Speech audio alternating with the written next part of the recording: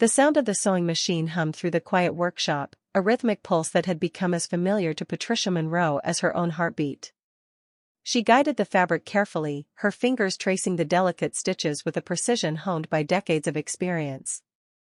Each piece she crafted was more than just clothing, it was a story, a legacy woven into every seam.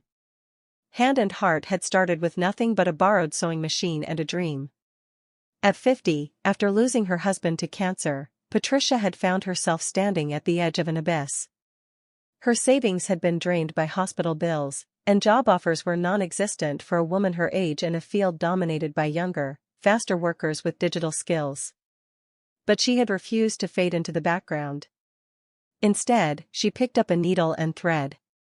It began small, custom dresses for women in her neighborhood, hand-sewn with care and designed with a personal touch that no machine could replicate. Word spread.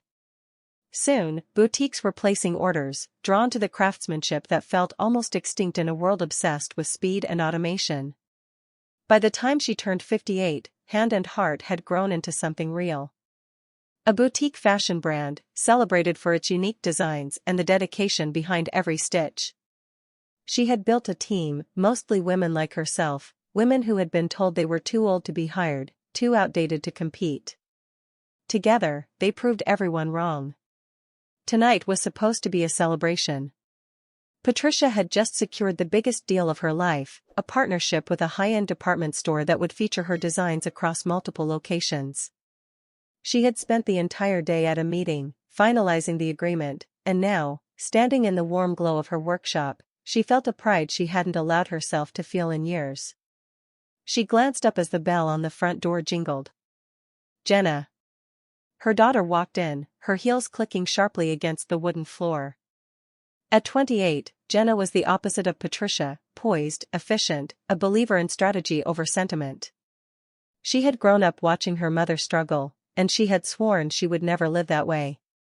Jenna was sharp. Ruthless, even. An MBA graduate with a mind built for numbers, she had been pushing Patricia for months to modernize the business. To integrate AI-assisted production, to move away from the time-consuming, handmade process that she claimed was holding them back. Patricia, of course, had refused.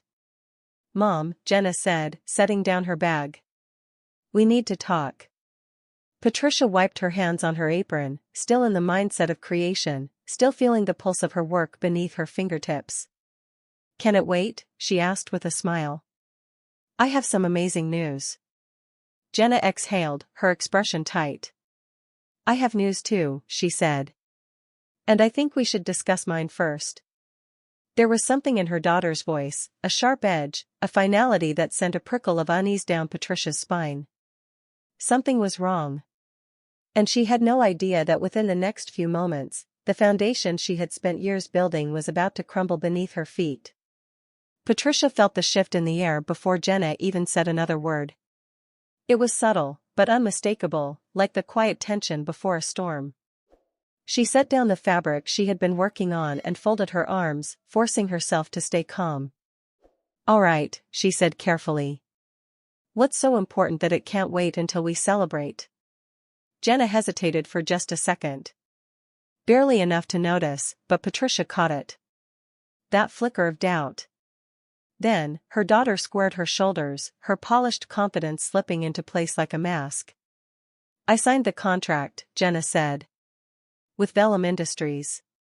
For a moment, the words didn't register. Patricia blinked. "What?" Jenna pushed forward, speaking quickly as if she could outrun the impact of her own admission. "The deal we talked about. Full AI integration, mass production, scaling the business to a national level. Vellum was ready to move, and..." "No." The word sliced through the air, sharp and immediate. Patricia shook her head, her heartbeat suddenly loud in her ears.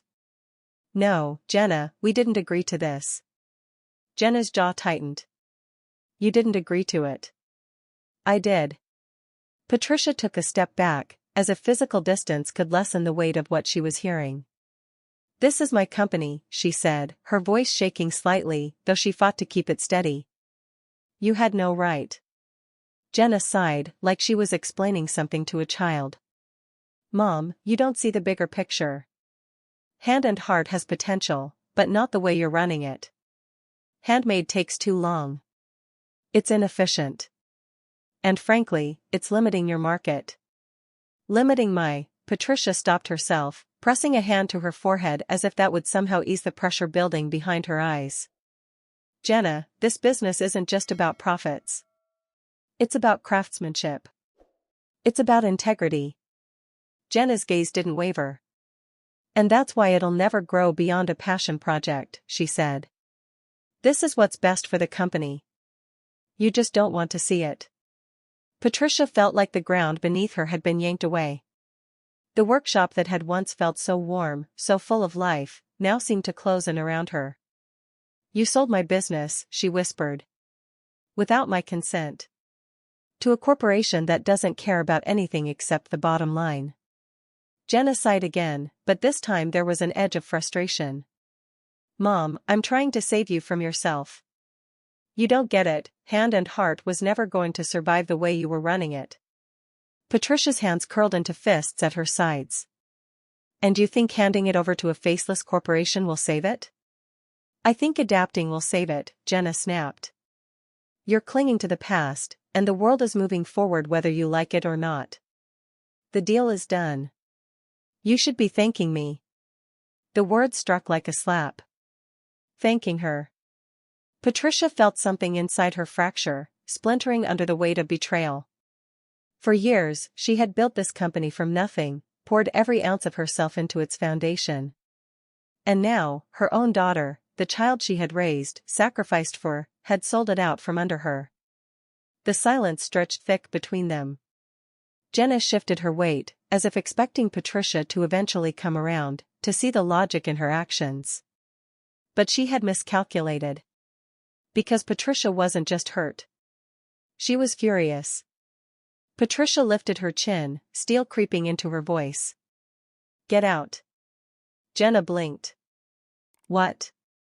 I said, get out. Mom, don't be ridiculous. I am not being ridiculous. Patricia's voice was dangerously quiet now. I am being betrayed. And right now, I can't even look at you. Jenna opened her mouth to protest, but then seemed to think better of it. She exhaled sharply, shaking her head like she was the one disappointed. Fine, she said. But one day, you'll realize I was right. She turned and walked out, the sound of her heels fading into the night. Patricia stood there in the silence, the weight of everything pressing down on her chest. Then, slowly, her legs gave out, and she sank into the nearest chair. The sewing machine still hummed softly in the background, oblivious to the storm that had just shattered everything. Patricia stared at the fabric on her work table, but all she could see was the future she had built, gone. She had lost her business. But worse than that, she had lost her daughter. And she didn't know if she'd ever get her back. Patricia sat in the dimly lit workshop long after Jenna had left, her hands resting motionless on the fabric she had been stitching just hours ago. The weight of what had happened pressed against her chest, suffocating. She had built this business with nothing but her own hands, her own determination. And now, in the span of one conversation, it had been ripped away from her. She reached for her phone, her fingers trembling slightly as she scrolled through her emails. And there it was. The official notification from Vellum Industries. Effective immediately, Vellum Industries will assume operational control of Hand and Heart, implementing automation procedures and restructuring the current workforce to align with company objectives. Her heart pounded. Restructuring. She knew exactly what that meant. The women. The women she had hired, the ones who had become like family, women in their 40s, 50s, 60s, women who had spent their entire lives working with their hands, finding dignity in creation. They would all be let go. She could already see the emails coming. The phone calls. The voices of panic, confusion, betrayal. Because Jenna hadn't just stolen the business. She had stolen their futures. A sharp knock at the door startled her. She turned to see Margaret, her longest-standing employee, standing outside, her face etched with worry. Behind her, a few other seamstresses hovered, their breath visible in the cold night air. Patricia hesitated, then forced herself to stand. The second she opened the door, Margaret's eyes searched hers. "It's true, isn't it?" she asked. Her voice was steady, but barely. "We're being replaced?" Patricia's throat tightened. She wanted to say no. She wanted to reassure them, to tell them she had it under control. But she couldn't lie. She nodded slowly. A murmur of disbelief rippled through the group. Margaret inhaled sharply, pressing her lips together. "So that's it? After all these years, we're just disposable?" Patricia clenched her jaw. "Not to me." Margaret's expression softened, but behind her, another woman, Anita, one of Patricia's newest hires, shook her head. "I don't get it," she said. "I thought Jenna was supposed to take this business to the next level. She said we'd have more security, more stability." Patricia exhaled slowly. "Jenna believes in progress," she said, the words bitter in her mouth. "She believes in machines over people. She doesn't understand what we built here." Margaret crossed her arms. "So what do we do now?" Patricia looked at the women standing in front of her. Women who had trusted her.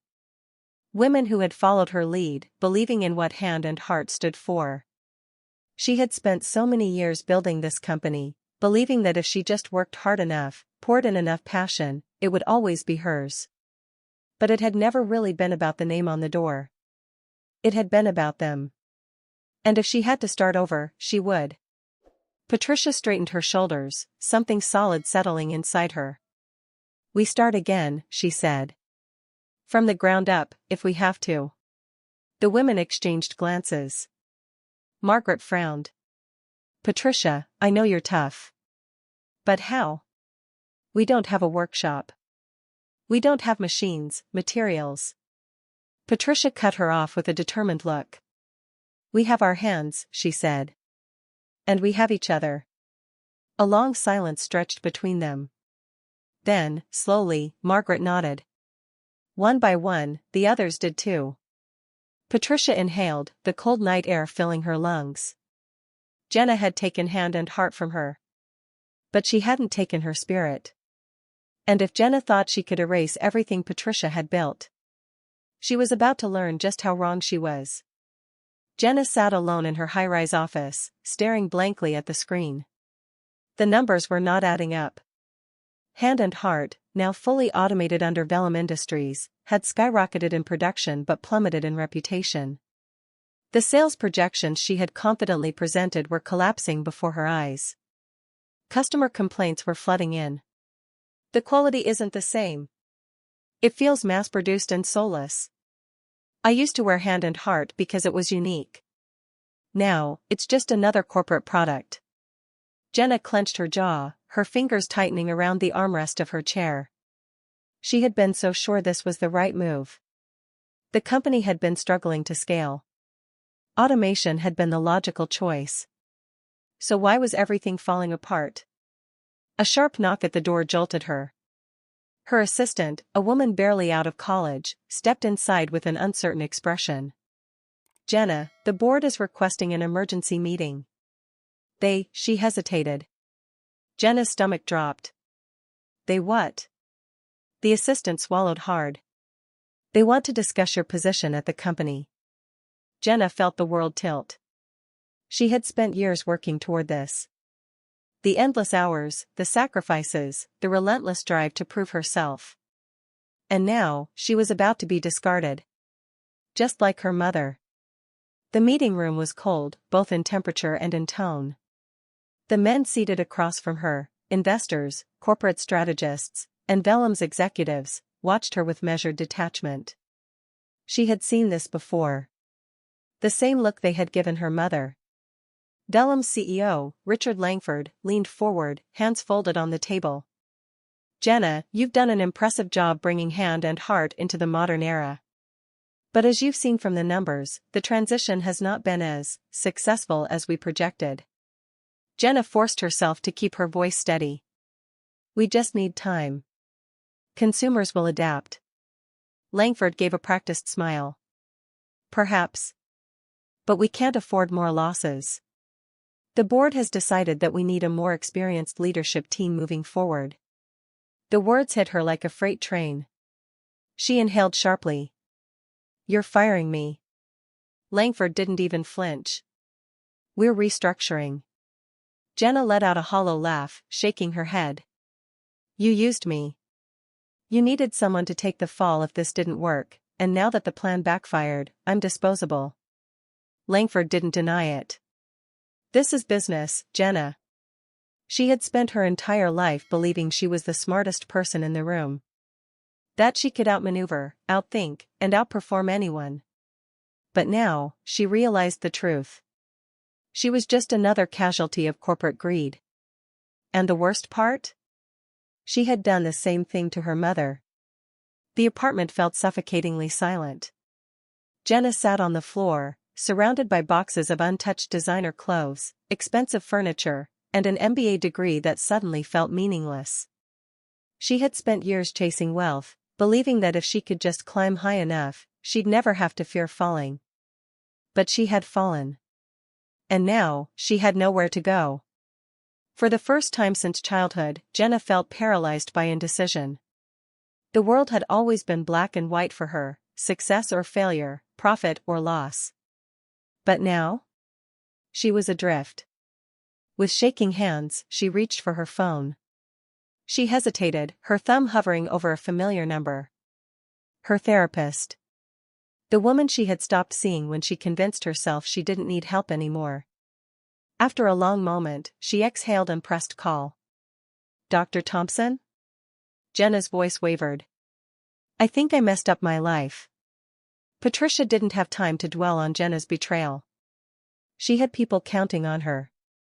Margaret and the other seamstresses had refused to let Vellum cast them aside, choosing instead to follow Patricia into the unknown. The garage was small and chaotic, nothing like the studio they had lost. But it was theirs. Orders trickled in, slowly at first, loyal customers who rejected the AI-made versions of hand and heart products, influencers who championed artisanal work over mass production. Then, one night, Patricia's niece, Emma, a 22-year-old marketing student, walked in, holding up her phone. Aunt Pat, you need to get on TikTok. Patricia blinked. The dancing app? Emma laughed. No. It's so much more now. There's a whole movement around supporting handmade and ethical fashion. If you want to fight back against Vellum, this is how you do it. Patricia was skeptical. Social media had never been her world. But Emma insisted. She recorded a simple video, Patricia stitching fabric, talking about how her business had been stolen, how machines could never replace human craftsmanship. Within hours, the video was spreading like wildfire. The next morning, their inbox was flooded. Orders. Collaborations. Messages of support. A movement had begun. Patricia wasn't just rebuilding. She was fighting back. A week later, Patricia was adjusting a hemline when she heard a hesitant knock at the garage door. She looked up, and froze. Jenna stood in the doorway, her designer coat looking out of place in the cramped workshop. She looked exhausted, her once flawless confidence replaced by something fragile. For a long moment, neither of them spoke. Then, quietly, Jenna said, I lost everything. Patricia's hands tightened around the fabric. There was so much to say. So much pain, anger, betrayal. But Jenna wasn't here to justify herself. She wasn't here to explain. She was here because she had nowhere else to go. Patricia exhaled. You look hungry, she said finally. Come inside. Jenna swallowed hard and nodded. It wasn't forgiveness.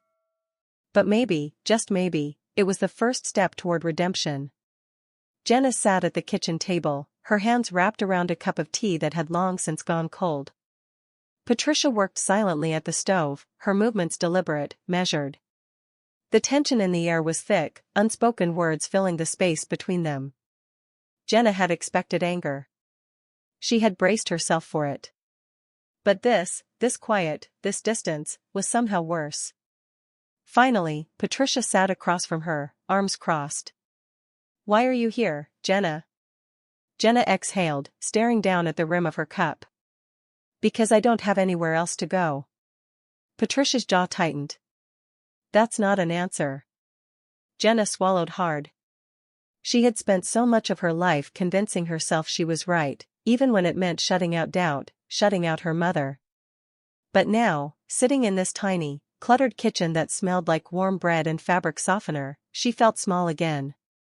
"I messed up," she admitted, her voice barely above a whisper.